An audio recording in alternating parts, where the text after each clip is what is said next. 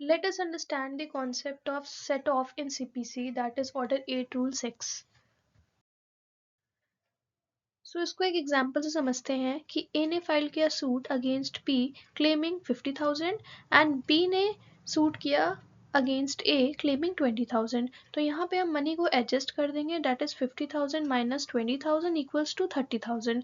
तो यहाँ पे ए को 30,000 रुपीज़ मिल जाएंगे, जो कि इसका मतलब होता है कि हमने सेट ऑफ कर दिया क्लेम को, कि दो पार्टीज थी, दोनों का एक दूसरे के ऊपर क्लेम बनता था और उसी को हमने एडजस्ट करके सेट ऑफ कर दिया, जो कि इसका सीपीसी में मतलब है कि मनी को एडजस्ट कर देना.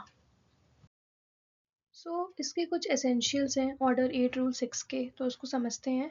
पहला एसेंशियल है इसका कि जो सूट है वो मनी क्लेम के लिए होना चाहिए, मतलब जो सूट है उसमें जो अमाउंट है वो सर्टेन मनी होना चाहिए.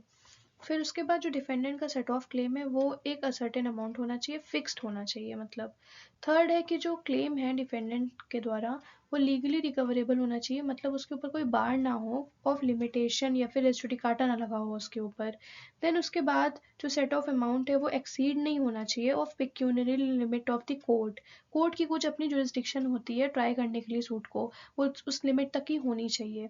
देन फिफ्थ है कि जो क्लेम है सूट है उसमें जो पार्टीज है उनका सेम लीगल कैपेसिटी होना चाहिए. नाउन जो सेट ऑफ है वो दो तरीके से होता है, एक है legal set of order 8 rule 6 and दूसरा है equitable set of order 20 rule 19 clause 3.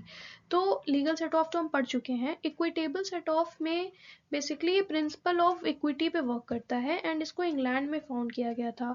तो इसका मतलब ये होता है कि ऐसा सेट ऑफ जो सेम ट्रांजैक्शन से अराइज हो रहा है, मतलब जो पार्टीज हैं उनमें सेम ट्रांजैक्शन में ही ऐसा क्लेम अराइज हो रहा है, उसको हम इक्विटेबल सेट ऑफ कहते हैं. और जो इसमें ऑर्डर 20 रूल 19 है इसको हम डिटेल में नेक्स्ट लेक्चर में कवर करेंगे.